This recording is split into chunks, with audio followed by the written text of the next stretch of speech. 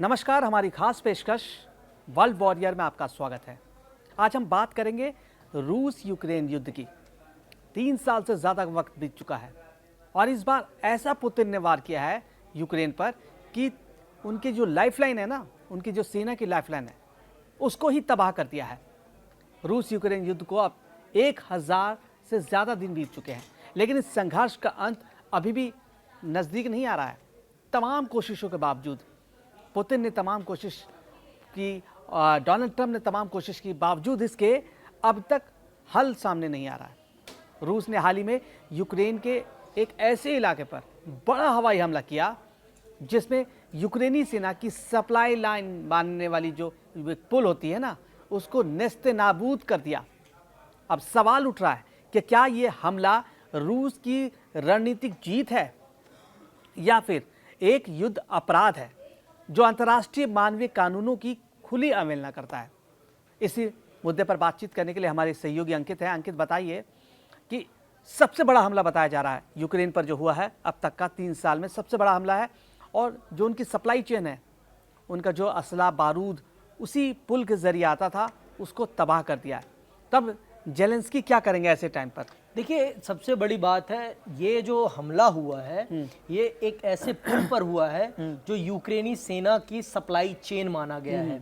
और जब आप किसी की सप्लाई चेन, हथियार या कुछ भी चीजें, मूलभूत जरूरत की चीजें यहीं से जाती थी, और इसीलिए ये माना जा रहा है कि ये यूक्रेनी सेना के लिए बहुत बड़ा झटका है और रशिया का ये एक बहुत बड़ा एडवांस, आप कह सकते हैं, एक स्ट्रेटेजिक विन है उनके लिए, जिससे कि वो अब यूक्रेनी सेना को एक तरह से मजबूर कर सकते हैं कि आप पीछे हटें। तो आप ये मानिए कि उन्होंने उनकी रीढ़ की हड्डी पर वार किया है इस पुल को तोड़कर। ये पुल, और ये भी कहा गया यूक्रेन की तरफ से, ये भी कहा गया कि आपने सिर्फ सैन्य हमला नहीं किया है, आपने हमारे नागरिकों पर भी इसके माध्यम से हमला किया है। क्योंकि आपने जब पुल पर हमला किया तो उसके आसपास जो गांव बसे हुए हैं उन पर भी तो हमला हुआ है। तो ये भी कहा जा रहा है कि ये सिर्फ एक सैन्य स्ट्रेटेजी नहीं है, ये आपने मानवीय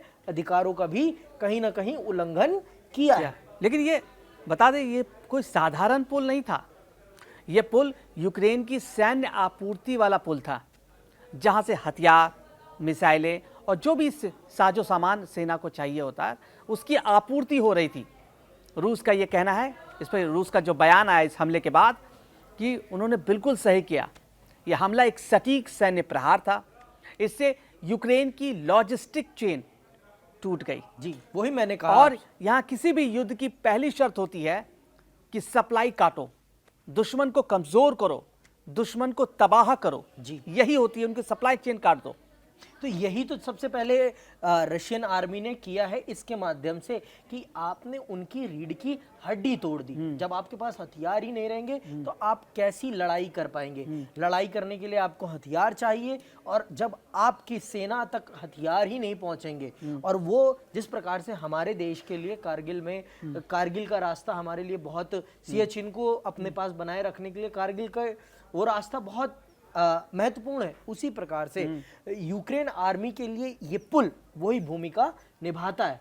तो इस भूमिका में जब आपने कटौती कर दी, आपने उनके सप्लाई चेन को काट दिया, तो अब उनके पास उस प्रकार से हथियारों की आपूर्ति नहीं होती, अब उस प्रकार से वो सैन्य साजो सामान उन पर नहीं पहुंच पाएगा, जिससे कि वो उतनी ही तगड़े तरीके से प्रहार कर सके और उनको काउंटर अटैक कर सके। तो ये आप मान के चलिए कि ये सिर्फ और सिर्फ यूक्रेन आर्मी पर नहीं, पूरे के पूरे नाटो पर एक प्रकार का प्रहार है कि रशिया अपने मूल्यों से, जो वो उद्देश्य लेकर चला है, उस उद्देश्य से वो पीछे हटने वाला नहीं है। जब तक अपने उस उद्देश्य की पूर्ति नहीं करता, जब तक वो यूक्रेन को, जैसे कि आप जानते हैं, यूक्रेन को वो अपने अधीन करना चाहता है, तो जब तक वो अपने अधीन नहीं कर लेता यूक्रेन को, वो इस युद्ध को समाप्त करने के मूड में नहीं है, चाहे नाटो पूरा क्यों ना उतर जाए। और आपने ये भी देखा होगा कि नाटो एक तरफ अपनी तैयारी कर रहा है, तो रूस भी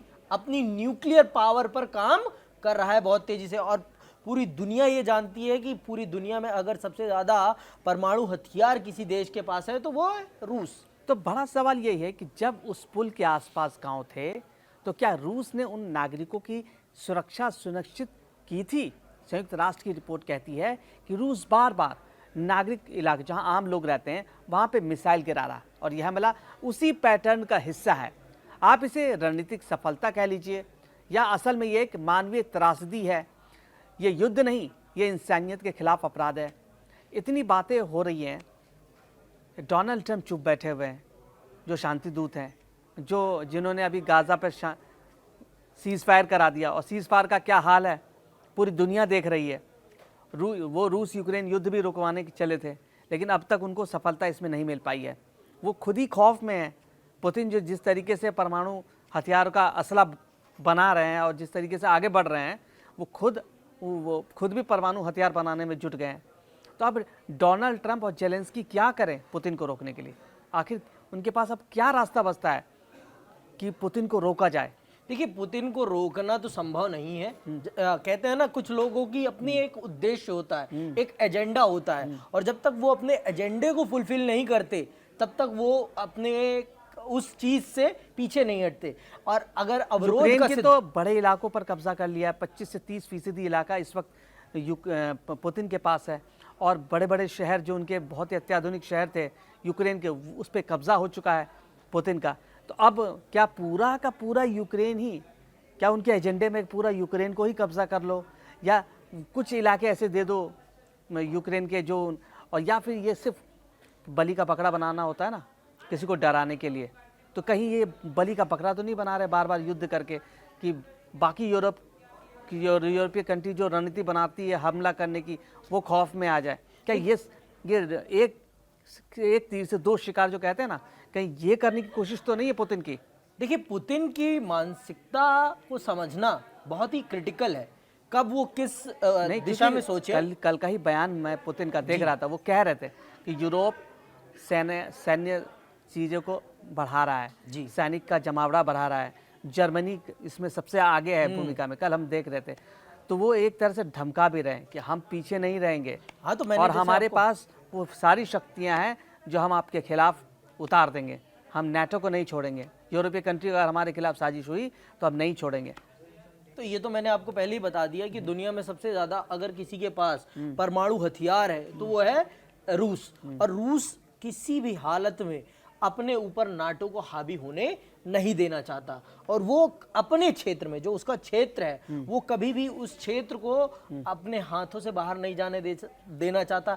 और मैं जहां तक समझ पा रहा हूं, ये कहीं ना कहीं यूएसएसआर, जो पुराना यूएसएसआर था, जो पूर्वी यूरोप उनके पास था, उस पूर्वी यूरोप को फिर से वो कहीं ना कहीं अपने अधीन करने की उद्देश्य पर काम कर रहे हैं, जो मुझे समझ में आता है। और इसी उद्देश्य की पूर्ति में यूक्रेन उनका पहला घात है। और वो किसी भी हालत में जो पश्चिमी यूरोप है उसको किसी भी हालत में अपने ऊपर हावी होने नहीं देना चाहते, और ना ही अमेरिका को अपने ऊपर हावी होने देना चाहते।